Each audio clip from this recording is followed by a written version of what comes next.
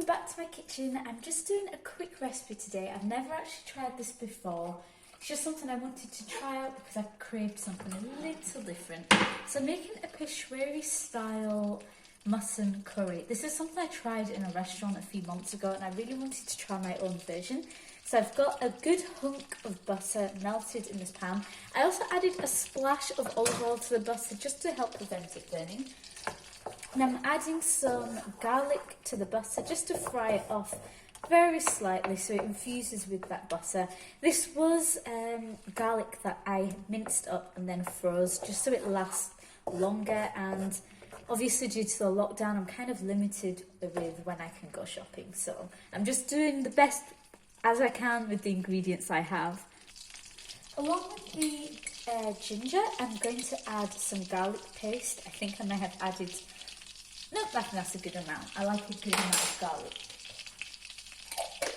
We're going to mix that in there just to let it fry off because we don't want a really strong garlic flavour.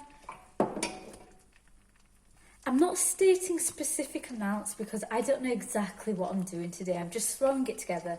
So I'm adding like a little pinch of turmeric. It's healthy, plus I like the colour it can give. A little pinch of cumin. Let's say a quarter of a teaspoon is how much I'm going to add. Cumin powder, that is. And we're going to go in with a tiny bit of coriander powder as well. So should we say half a teaspoon? I'm not, again, nothing specific. I'm just trying something new.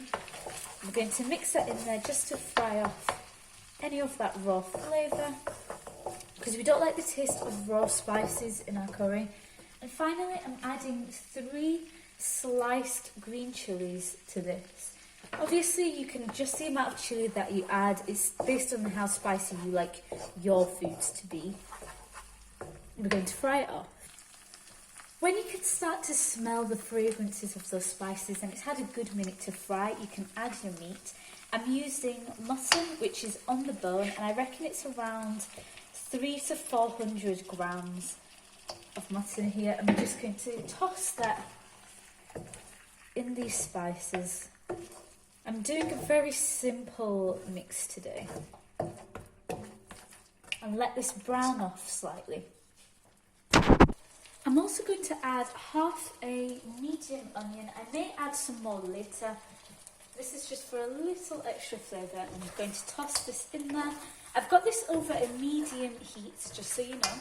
We're just browning the meat off slightly. When the meat has browned off a little, I'm going to add some salt. This is just to taste. Of course, you adjust it to how much you want in there, and I'm going to turn it down to a low heat.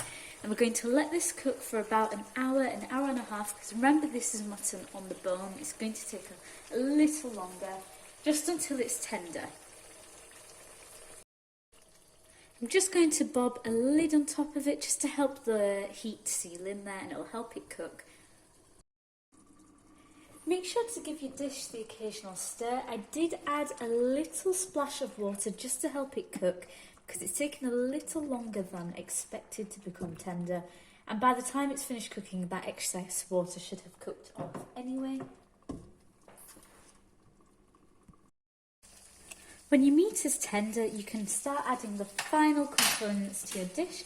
For this, I'm just going to add a little bit of red onion just towards the end, and it'll soften with that residual heat. And in here, I've got some fresh coriander and mint. I'm using about a small handful of coriander and maybe about a quarter of a handful of mint, just a little. And we're going to mix that in there. And then we're going to turn off the heat, and this will be ready. You should be able to stick your fork through one of the pieces of meat very easily, and that's when you know it's cooked. So that's all there is. It's a really simple recipe. Right at the end, I like to add a little sprinkle of red onion and green chilies, just for that extra pop of flavour and colour.